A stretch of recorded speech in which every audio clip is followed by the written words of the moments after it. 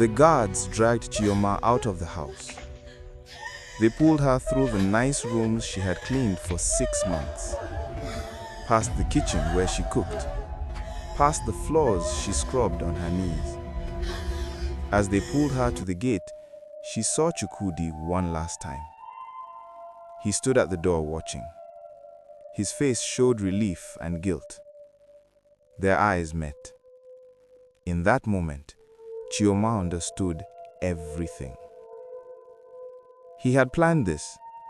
He made those moves on her knowing she would say no. He built a case against her.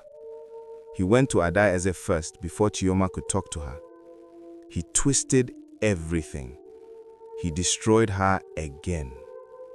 But this time was worse. This time she worked for 6 months for nothing. She put up with his harassment for nothing. She hoped she would at least make honest money, and he took even that from her. The guards threw her onto the street. The gate slammed shut, loud like thunder. It was evening. The sun was going down, and Chioma had nothing. Not even the small bag of clothes she brought from Mama Nguzi's house. She sat on the ground and completely broke down. She cried, not quietly, not with dignity. She wailed. She screamed. She hit the ground with her fists. People walked past. Some stared. Most ignored her. In the city, a woman's pain was common. Nothing special. She cried until her voice gave out, until her throat hurt, until her eyes were so swollen she could barely see. Night came. It started to rain. Chioma sat in the rain, letting it pour over her. Cold, soaking wet, broken. She had nothing. No money, no home, no dignity, no hope. For the first time in her life, she understood why people give up. Why people just stop fighting. Because fighting hurts too much. Because hope is a lie that keeps you suffering. But somewhere deep in her broken heart, a small voice whispered, "Get up." She ignored it. "Get up." She shook her head, crying, "You didn't come this far to die on this street. Get up." Slowly, painfully, Chioma stood. Her legs shook, her body hurt, but she stood. She had one place to go, one person who might help, Mama Nguzi. She walked through the rain, through the dark streets. It took 2 hours to reach Mama Nguzi's area on foot. When she finally knocked on the door, there was no answer. She knocked again, harder. A neighbor opened her door. "Who are you looking for?" "Mama Nguzi. I need to see Mama Nguzi." The woman's face fell. "Oh, child, you don't know. Mama Nguzi is very sick. She collapsed 3 days ago. She's inside, but she's not doing well." Chioma's heart stopped. "Please, please let me in. I need to see her." The woman paused, then nodded. She opened Mama Nguzi's door with a spare key. Inside, the small room was dark. On the bed, Mama Nguzi lay still. So still that for a moment, Chioma thought she had already gone. "Mama!" Chioma rushed to her side. "Mama Nguzi, it's me, Chioma." The old woman's eyes opened slowly. They were cloudy, tired, but they focused on Chioma's face. "Child," she whispered. Her voice was so weak. "You came back." "Mama, what happened? Why didn't you send for me?" "I didn't want to burden you. You were working, building your life." Tears ran down Chioma's face. "Mama, I have no life. They threw me out. No pay, nothing. I have nothing, Mama, nothing." Mama Ngozi's hand, thin and weak, reached for Chioma's face. "You have you. That's not nothing.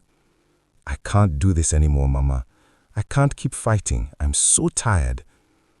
"I know, child, I know. But you're strong, stronger than you know. You'll survive this. You'll do well. I see it in you." "Mama, please don't leave me. You're all I have. Listen to me. Mama Ngozi's grip got a bit stronger. Under my bed, a small metal box. Take it. Use it. Start again. Promise me, Mama. Promise me. Promise me you won't give up. Promise me you'll keep fighting. I promise, Chioma sobbed. I promise, Mama. Mama Ngozi smiled. Peaceful. Good girl. Such a good girl. Her eyes closed. Her breathing slowed. Mama. Mama. But Mama Ngozi didn't respond. She drifted into unconsciousness, into the place between life and death. Chioma stayed with her all night, held her hand, prayed, begged God for mercy. But morning came, and with it, Mama Ngozi's last breath. She slipped away quietly, peacefully, with Chioma holding her hand. And Chioma was truly alone. The funeral was small. The same neighbors who barely knew Mama Ngozi came. The burial was cheap. Chioma used the money from the metal box under the bed, Mama Ngozi's life savings, barely enough for a simple funeral. When it was done, Chioma had 2,000 naira left. That was all. 2,000 naira and the clothes on her back. The landlord came the day after the funeral. The rent is 3 months overdue. I need the room.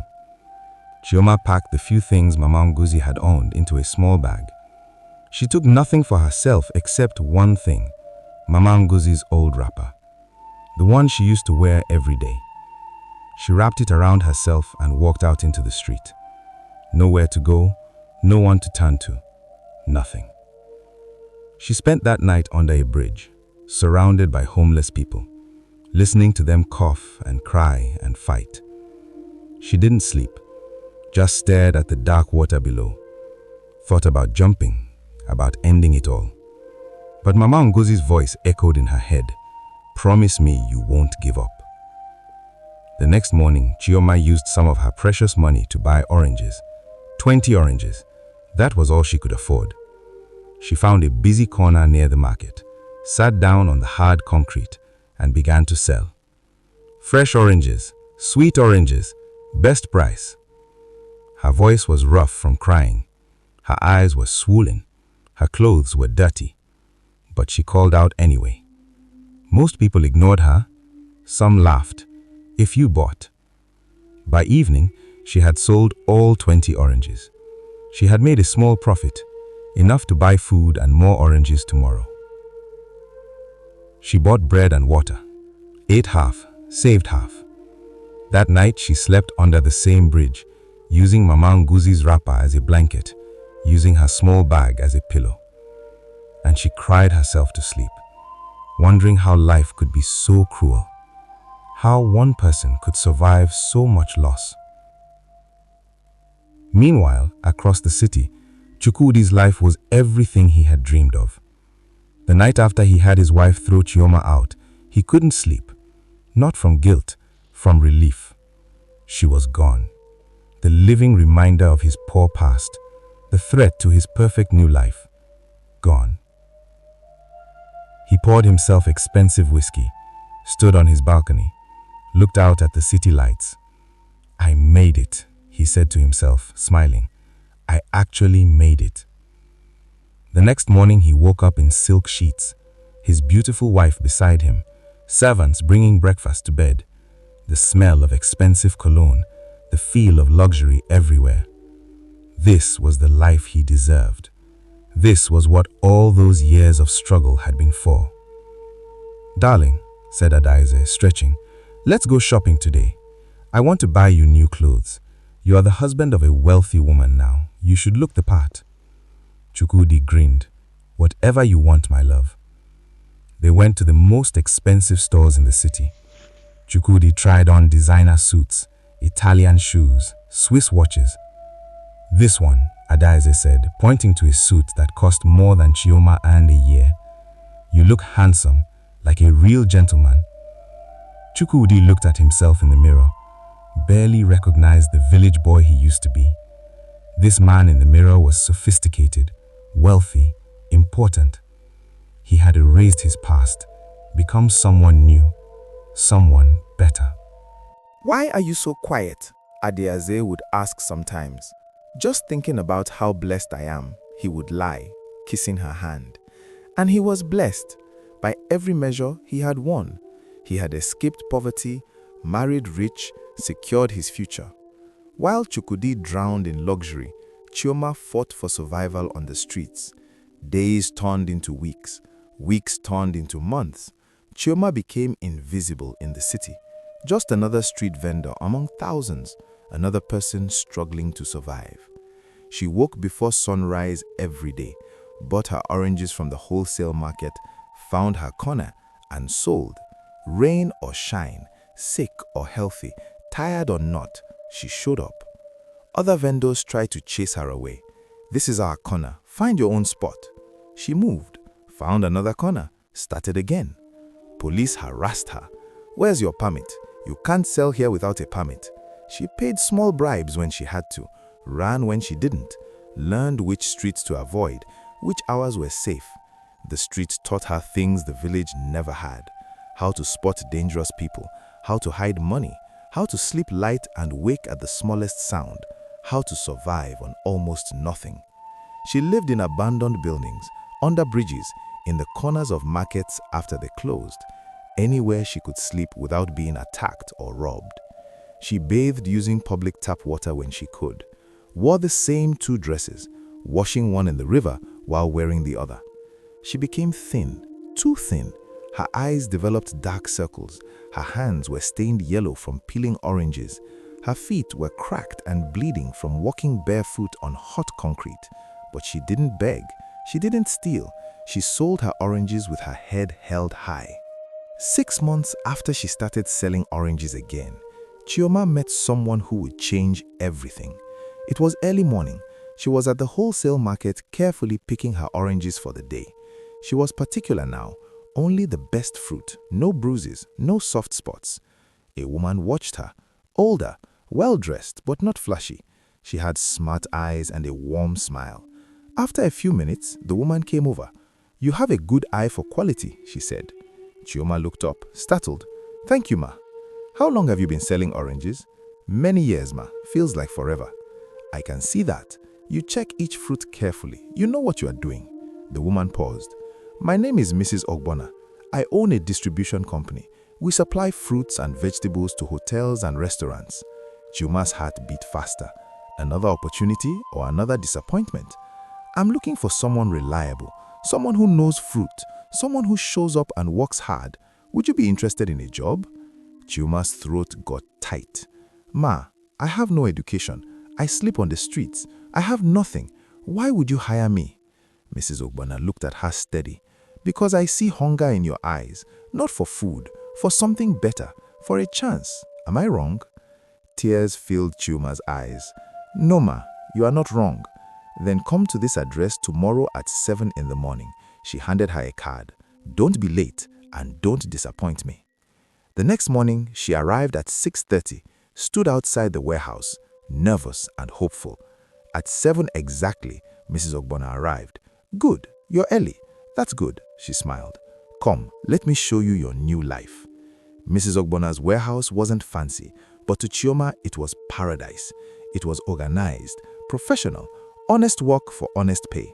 Her job started simple: sorting fruit, checking for quality, loading boxes onto trucks. The work was hard, physical, but Chioma was used to hard work. What she wasn't used to was kindness. Mrs. Ogbonna treated her workers with respect. She paid on time. She provided 1 meal a day for workers. She even helped Chioma find a small room to rent, barely bigger than a closet, but it was hers. She had a roof, a door, safety. For the first time in a year, Chioma slept without fear. She threw herself into the work. She arrived early, stayed late, learned everything she could. She watched how Mrs. Ogbonna talked with suppliers, how she handled difficult customers, how she managed inventory. She soaked it all up like a sponge. After 3 months, Mrs. Ogbonna promoted her to inventory assistant. "You have a mind for this business," Mrs. Ogbonna said. "You are wasted just sorting fruit. I want you to learn the whole operation." Chioma's eyes filled with tears. "Thank you, ma. I won't disappoint you." I know you won't. That's why I'm investing in you." The months passed. Chioma learned about buying, sales, logistics, customer service. She studied at night, teaching herself to read better using old newspapers. She practiced math by doing inventory calculations. She asked questions all the time, taking in knowledge from every conversation. Mrs. Ogbonna noticed this hunger to learn. She started teaching her more. She invited her to business meetings, let her watch negotiations, explained why she made certain choices, taught her about building trust with clients, managing difficult situations with grace. Chioma became not just a worker, but someone Mrs. Ogbonna was training. Other workers sometimes got jealous of her quick rise. They whispered that she was getting special treatment, that she was somehow tricking Mrs. Ogbonna. But Chioma ignored the talk and focused on her work. She came before everyone else, stayed after they left, always delivered great results. Her hard work was clear. Her work ethic was unmatched. After 1 year of learning and perfect work, Mrs. Ogbonna made her a sales rep. "You understand this business better than people who have been here for 5 years, Mrs. Ogbonna said when she announced the promotion. "You care about quality with real passion. You build relationships with customers that go beyond just selling. You represent what this company stands for. You are exactly what this company needs as we grow." Chioma was now making more money than she had ever imagined. She sent money home to her village family. She bought proper clothes. She even took classes at night to improve her English and business skills. But she stayed humble, stayed grateful, stayed focused. Meanwhile, in the mansion, Chukwudi's fears were growing. Late at night when Adiaze slept beside him, Chukwudi would stare at the ceiling, feel a strange emptiness, a question that wouldn't go away. What if this all disappears? He pushed the thought away, told himself he was being paranoid. Adiaze loved him, her family's wealth was secure, he had nothing to worry about. But the question kept coming back, got louder each day. What if she wakes up one day and decides she's tired of you? What if her family turns against you? What if you are left with nothing? The fear ate him up slowly. At fancy dinner parties, he felt like a fake. When Adiaze's business friends discussed their work, he felt small. When her father talked about family history and bloodlines, Chukwudi felt the invisible wall between them. He was accepted, sure, but never truly one of them. This truth tortured him every day. The fear became too much, so Chukwudi made a plan. A terrible, greedy plan born from deep insecurity and mistrust. He would secure his own future, create his own safety net, make sure he would never go back to poverty even if everything else fell apart. Secretly, without anyone knowing, he started small, taking a little money from Adiaze's business account, just small amounts, money she wouldn't miss. He told himself he deserved this, he had earned this through being her husband. This was just smart planning. He will transfer it to a secret account he had opened in his own name at a different bank, using fake papers. Small amounts that disappeared into the daily costs of running a large house. 5,000 naira here, 10,000 naira there. Each transfer carefully timed to match real business expenses. Adiaze noticed nothing. She trusted him completely.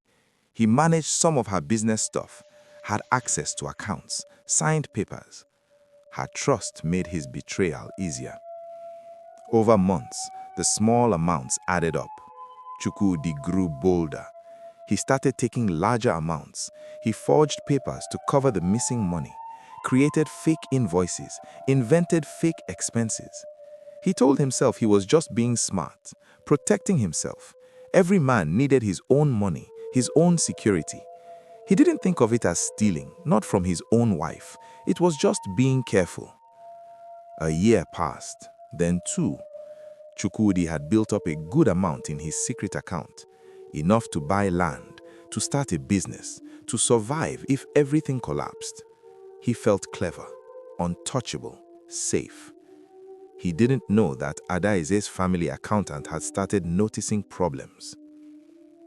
While Chukwudi was stealing from his wife, Chioma's life was blooming. 2 years into working for Mrs. Ogbonna, Chioma was managing the whole sales department. She had her own small office, her own team, her own success.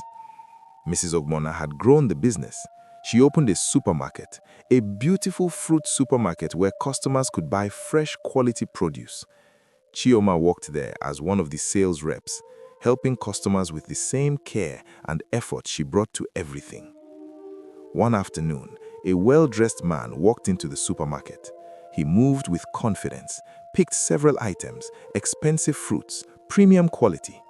When he got to the counter to pay, he reached for his wallet and froze. His face went pale. He checked his pockets, checked again. Panic showed on his face. I forgot my wallet, he said, embarrassed. I'm so sorry. I'll come back. The cashier's face got hard. Sir, you already filled your basket. You can't just leave without paying. I understand. I just need to go get my wallet from my car. That's what they all say, the cashier said loudly, getting attention. You people come here, waste our time, then claim you forgot your wallet. Other customers were staring now. The man's face went red with shame. He was clearly not a thief, just someone who made an honest mistake. But the cashier wasn't listening. Please, I'm David Okonkwo. I own a business nearby. I can show you my ID. I'll pay you double if you just let me. I don't care who you are. No payment, no items. Chioma had been helping a customer at another counter. She looked up, saw the scene, saw the man's real embarrassment and distress. She recognized something in his eyes, the shame of being treated badly for no good reason. She had felt that. She knew that pain. She walked over quickly, left her own station. Excuse me, she said gently to the cashier. How much is his bill? 5,000 naira, but he has no money. I'll pay for it, Chioma said simply.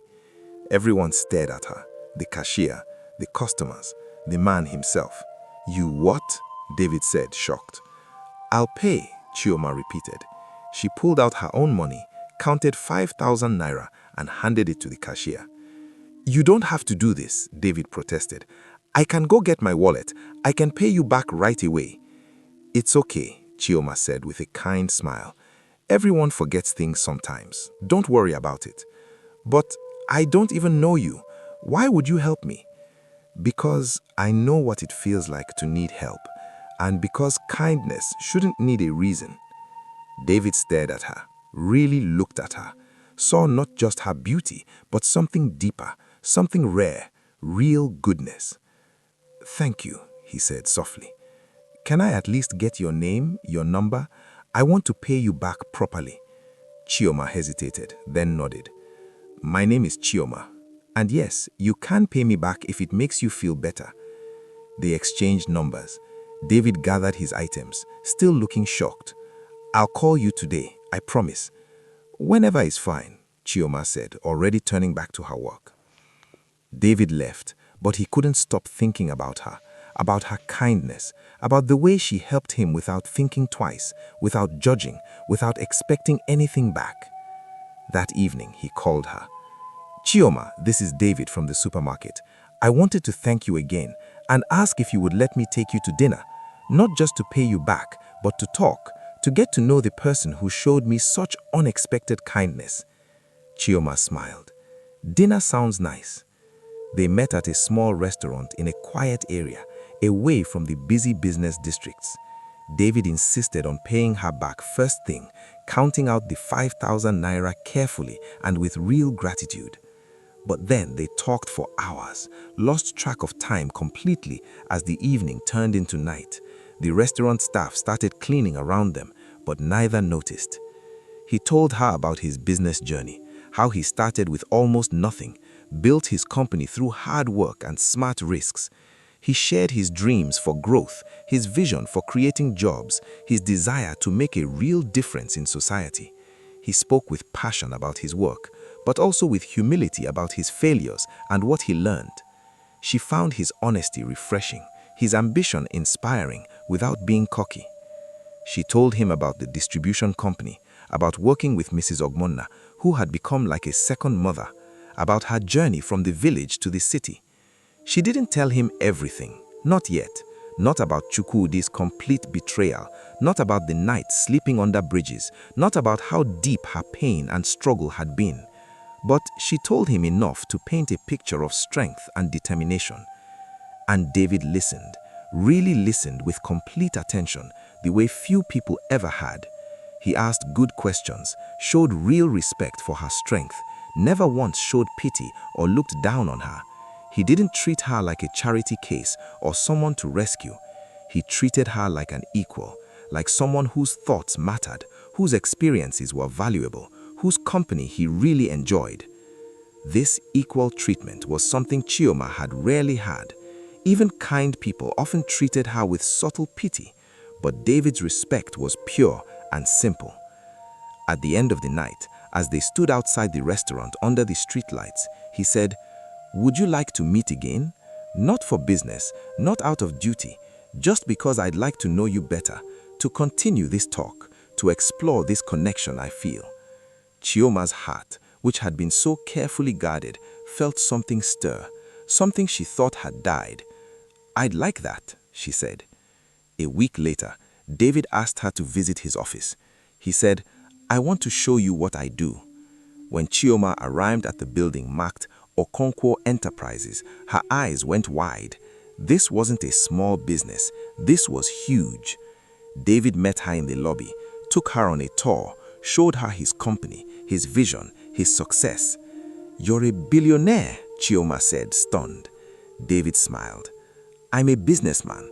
The money is just what happened along the way. What matters is building something that matters. And I paid for your fruit with my 5,000 naira, Chioma laughed. "Best 5,000 naira I ever got," David said seriously, "because it led me to you." That's when Chioma realized this wasn't just gratitude. David was interested in her, really interested, not because of what she could do for him, not because she was useful, but because of who she was. Their relationship grew slowly, naturally, built on friendship and respect. David learned about her past, about the village, about the oranges, about Chukwudi's betrayal, about Mama Ngozi, about everything, and he loved her more for it. "You're not broken," David told her one evening. "You're refined, like gold through fire. You're stronger, wiser, and more beautiful because of what you survived." While Chioma was falling in love with a good man, Chukwudi's lies were about to catch up with him. It happened on a Tuesday morning. Chukwudi was eating breakfast when Adeaze walked in with a folder. Her face was cold, empty. "Good morning, darling," Chukwudi said cheerfully. Adeaze didn't answer. She dropped the folder on the table in front of him. Papers spilled out. Bank statements, transfer records, forged invoices, all of it, everything. Chukwudi's blood turned to ice. "Explain this," Adeaze said. Her voice was deadly calm. What is this? Don't insult me with lies, Chukwudi. Our accountant found everything. The transfers, the fake invoices, the secret account, everything." Her voice shook with controlled anger. "You've been stealing from me for 2 years, from your own wife." "Adeaze, please let me explain." "Explain what? How you've stolen over 5 million naira from my company? How you forged my signature on papers? How you betrayed my trust?" "I was scared," the truth burst out of him. "Scared that I would lose everything, that you would leave me. I just wanted security. I was just protecting myself." Adeaze laughed, a terrible, bitter sound. "Protecting yourself by stealing from me? By lying to me? Just like you lied about that housemaid? Just like you've been lying about everything since the day I met you? What are you talking about? I know the truth, Chukwudi, about Chioma, about how she helped you, about how you denied her. I know everything. Your village cousin told me everything months ago. I've been investigating you, watching you, and now I have all the proof I need." Chukwudi's world collapsed. "Adeaze, please. I already called my lawyers and the police. You are going to prison for fraud, for forgery, for theft. You destroyed that innocent girl, and now you tried to destroy me. But I'm not her. I have power. I have money. and I'll make sure you pay for what you've done." The door burst open. 2 police officers walked in. "Mr. Chukwudi Mkuma, you are under arrest for fraud, embezzlement, and forgery." They handcuffed him right there at the breakfast table, in the mansion he thought was his home, surrounded by the luxury he thought was his future. Adeaze watched with cold eyes as they dragged him away. "Adeaze, please, I'm sorry. Please, don't do this." She turned away, walked upstairs, didn't look back. The last thing Chukwudi saw as they pushed him into the police car was his mansion, his golden cage, the life he had sold his soul for, all of it gone. Prison was hell. The trial was quick. The evidence was clear. Chukwudi was sentenced to 3 years. 3 years in a concrete cell, surrounded by criminals, eating terrible food, sleeping on a hard floor, no luxury, no comfort, no escape. Every day he thought about his choices, about Chioma, about Adeaze, about how greed destroyed him. He wrote letters to Adeaze begging for forgiveness. She never answered. He wrote to his family in the village. They wrote back with disappointment and shame. "You forgot where you came from. Now look at you." He had nothing, no one, just time. Time to remember, time to regret. While Chukwudi rotted in prison, Chioma's life reached new heights. 2 years after they met, David proposed, not with pressure, not with games, but with honesty. "Chioma, I want to build a life with you, not because I need you, but because I choose you every day. Will you marry me?" She said yes. The wedding was beautiful, simple but elegant. Chioma's family came from the village. Mrs. Ogbonna cried tears of joy. David's family welcomed her with open arms. On her wedding day, Chioma held a single orange, a tribute to her journey, to Mama Nguzi, to the girl who refused to give up. She had come full circle, from village orange seller to betrayed lover to homeless survivor to successful businesswoman to beloved wife. She had won, not by destroying anyone, but by becoming herself. While Chukwudi was rising to amazing heights, Chukwudi was locked in a cell, paying for his greed. Karma was patient, but it was perfect. 3 years in prison changed Chukwudi, not into a good man. Prison doesn't make good men, but into a desperate one, a broken one, a man who finally understood that he destroyed his own life. The day he was released, he walked out of the prison gates with nothing. The clothes on his body, a small bag of stuff, that was all. No one waited for him. Adeaze had moved on, remarried to a business partner. His family in the village had disowned him. His friends from his rich days had vanished. He was truly alone. The city he once knew had changed, or maybe he was seeing it clearly for the first time. It was harsh, unforgiving.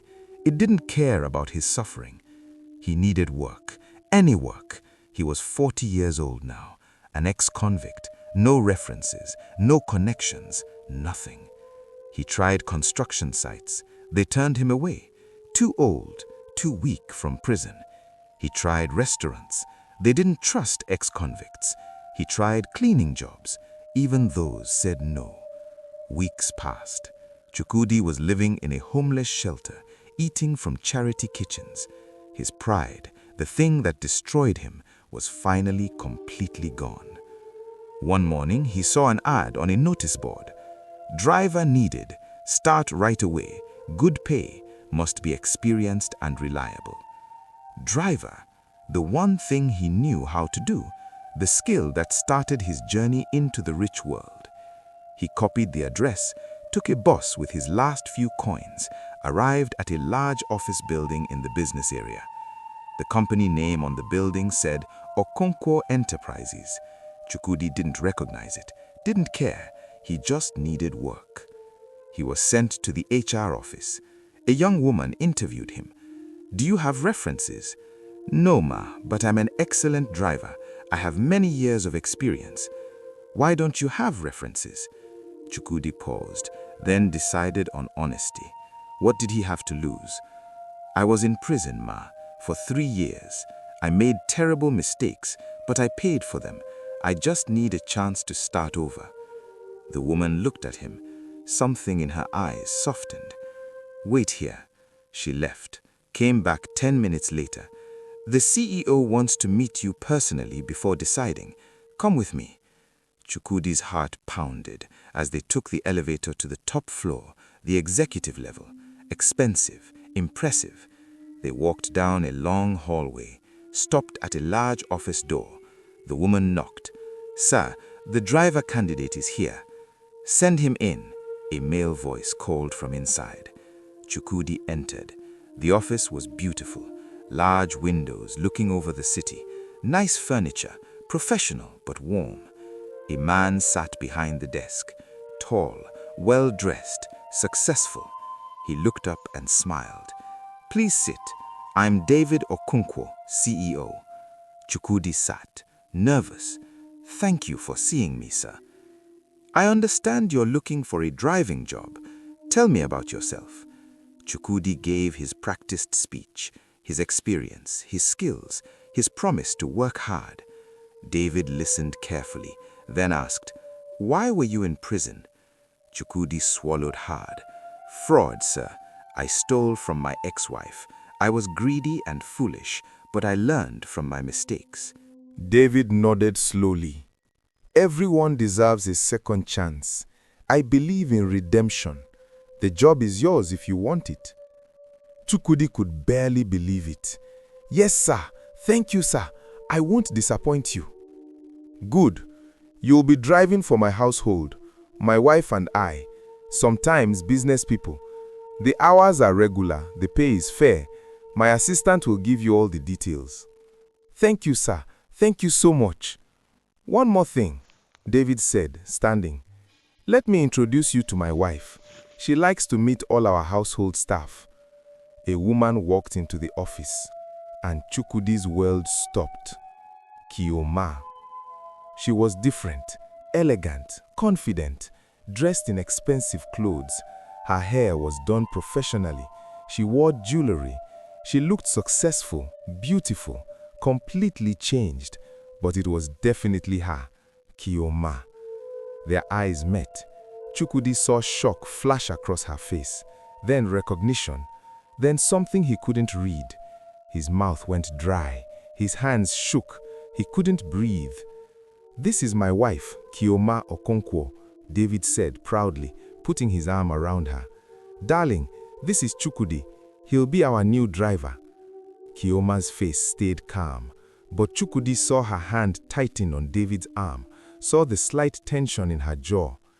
Nice to meet you, she said calmly, professionally, like she was meeting a stranger.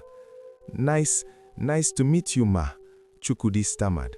The word ma felt like poison on his tongue. He was calling her ma. Ha, Kioma, the woman he rejected, humiliated, destroyed. I hope you will serve our family well, Kioma continued. Her voice was steady, strong. We value honesty, hard work, and loyalty. Can you provide these things? The irony was crushing. She was asking him about loyalty. Him, the man who betrayed her in the worst possible way. Yes, ma, I can, whispered. Good. You'll be starting tomorrow. Good. You'll be welcome to our household. I have household. She turned to David. I have a meeting, darling. I'll see you tonight. She kissed her husband's cheek, walked past Chukwudi without another glance, left the office. Chukwudi stood frozen. His legs felt weak. His mind was spinning. David smiled, not knowing the earthquake that just happened. My wife is wonderful, isn't she? I'm a very lucky man. She came from nothing, you know, sold oranges on the street, built herself into a successful businesswoman through pure hard work. She's my inspiration. Each word was a knife in Chukwudi's chest. She sounds amazing, sir, Chukwudi managed. She is. Well, my assistant will get you started. You begin tomorrow. 7 in the morning. Don't be late. Yes, sir. Thank you, sir. Chukwudi left the office in a daze, went through the paperwork, got his uniform, got his instructions. All the while his mind screamed, Kioma, Kioma. She was the CEO's wife. She was rich, successful, happy, married to a man who clearly adored her. And he, Chukwudi, was going to be her driver, her employee, her servant. The same job he started in years ago, the same job where it all began, except this time the roles were completely flipped. That night, Chukwudi couldn't sleep. He lay in his small rented room, a room Kioma's husband was paying for as part of his salary, and stared at the ceiling. The karma was perfect, absolutely perfect. He denied knowing her when she came to him as a poor orange seller. Now she had the power to accept or reject him. He made her his housemaid. Now she was his driver. He humiliated her. Now the humiliation was his. He threw her out with nothing. Now she held his survival in her hands. The circle was complete. The next morning, Chukwudi arrived at the Okonkwo mansion at 6:30, early, scared. The house was beautiful, elegant, tasteful, warm, a house that felt like a home. The head of household staff showed him around. Mr. and Mrs. Okonkwo are kind employees. Treat them with respect. Do your job well and you will have no problems. At 7 sharp, Kioma came out of the house. She was dressed for business, professional, confident. She carried a briefcase and her phone. Chukwudi stood by the door, holding it open. His uniform was clean. His hands shook a bit. "Good morning, ma," he said quietly. "Good morning," Kioma replied, cool, professional. She got in the car without looking at him.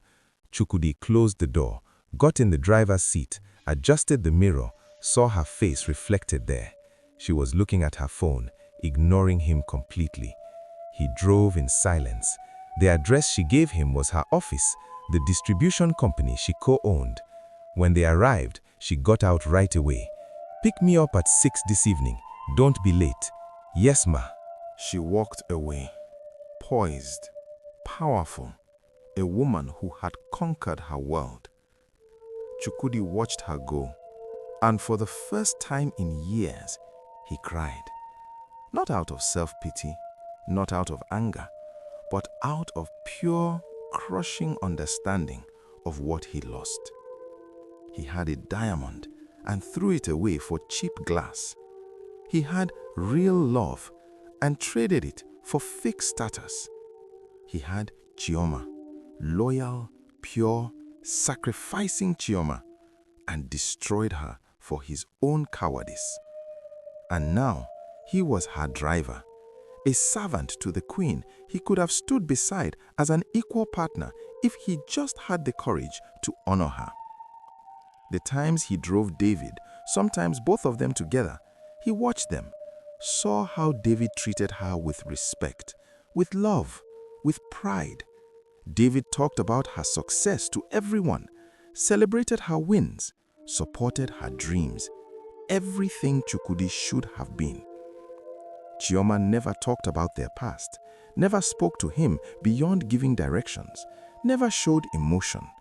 To her, he was just the driver, nothing more. Each trip was a reminder of who she became and who he failed to be. 1 month into the job, Chukwudi was driving Chioma home after a late business meeting. They were stopped at a red light when she finally spoke. "I know you were wondering why I let David hire you." Chukwudi's heart stopped. It was the first time she talked about knowing him. "Ma, let me speak." Her voice was calm, firm. "I could have told David who you are, what you did to me. He would have fired you right away, probably had you arrested again for coming near me." Chukwudi said nothing, just listened. "But I didn't. Do you know why?" "No, ma." "Because I'm not you, Chukwudi. I'm not cruel. I'm not a coward. And I don't need revenge. You destroyed yourself. I don't need to do anything." The light turned green. Chukwudi drove, tears running down his face.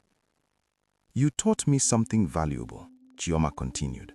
You taught me that my worth doesn't come from anyone else's approval. You rejected me, humiliated me, destroyed me, and I survived. I did well. I became more than I ever dreamed possible. Not because of you, despite you. I'm sorry, Chukwude whispered. I'm so sorry. I know you are. I can see it. Every day I see your regret, your shame, your pain. And honestly, I feel nothing. Not anger, not satisfaction, nothing. You are simply not important to my happiness. They pulled into the mansion driveway. Chioma gathered her things. You have a job because my husband believes in second chances, because I believe everyone deserves dignity, not because you deserve my forgiveness. You'll work here, you'll do your job, and you'll watch me live the beautiful life I built from the ashes of what you destroyed. That's your punishment, not my anger, but my not caring. She got out of the car, walked toward her house. Her husband opened the door, smiled, pulled her into a warm hug. Chukwudi sat in the driver's seat and watched the life he could have had, watched the woman he destroyed become a queen, and he understood this was his karma. Not prison, not poverty, but this. Watching the woman he betrayed live happily without him, watching her do well, watching her love and be loved, watching her become everything while he remained nothing. A driver, a servant, a footnote in her success story. The orange seller had become a queen, and the man who rejected her had become her employee. Karma wasn't just real. Karma was perfect. Chioma learned that the person who breaks you doesn't get to define you. She rose from the ashes not through revenge, but through strength. Chukwudi learned that greed destroys everything, that betrayal has consequences, that the people you use and throw away may one day become the people who hold your fate in their hands. She wanted his love, but life gave her something way better. Her own strength, her own success, her own peace, and a man who truly valued her worth. The oranges that once fed his dreams became symbols of her empire. And the greatest victory? She didn't destroy him. Life did. She just lived well, did well, succeeded, and moved on.